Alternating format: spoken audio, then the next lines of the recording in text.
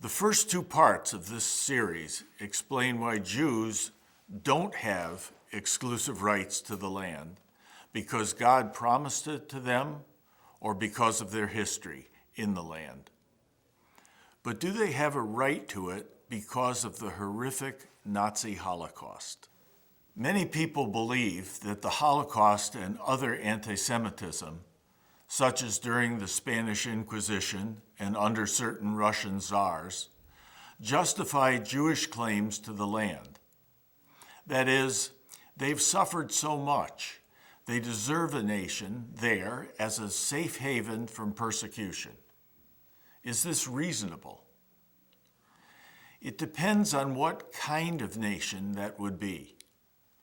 Today's Zionist Israel or potential Israel that could be. Zionist Israel was built and continues to be built through discrimination against, violence against, and ethnic cleansing of the native Palestinians.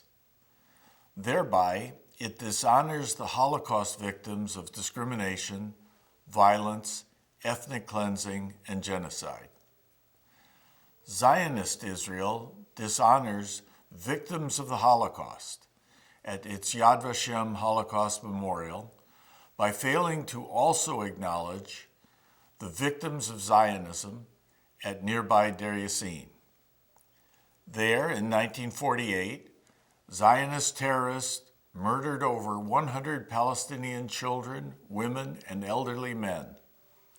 This was only one of many massacres Zionists committed against Palestinians.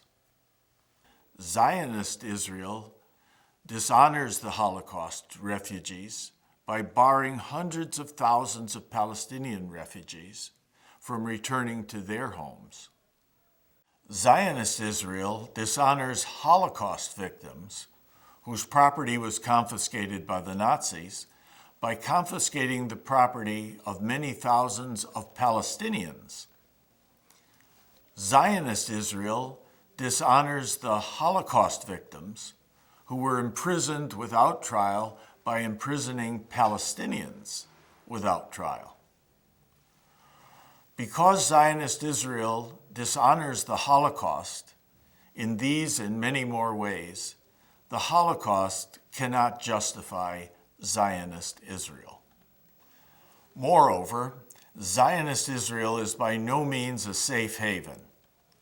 Its misdeeds have embroiled it in numerous wars, resulted in terrible attacks against Jews, and aroused much anti-Semitism.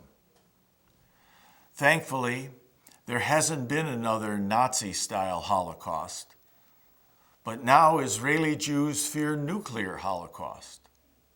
Zionists are quick to blame all this on Muslims, foreign and domestic, but they themselves have brought these evils upon Israel.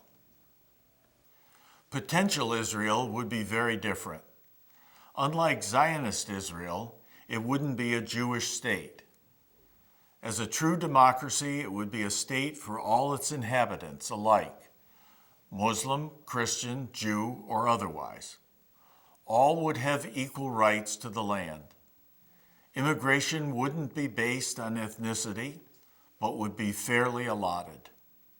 It would be a haven not only for Jewish refugees, but also for Palestinian refugees, especially those barred from Zionist Israel.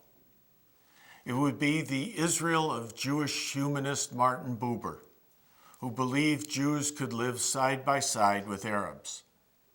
It would be the Israel of young David Ben-Gurion, who wrote, "We shall be a free and self-sufficing nation, honoring Arab rights in an accord of equality and living in peace with neighbor countries." And it would be in the spirit of the Jewish Warsaw Ghetto rebels, who wrote, "All people are equal brothers, brown, white, black, and yellow. To separate peoples, colors, races is but an act of cheating." Such an Israel, potential Israel, would honor the Holocaust and thus be justified by the Holocaust. But is such an Israel and Palestinian equality even possible? Watch part 4.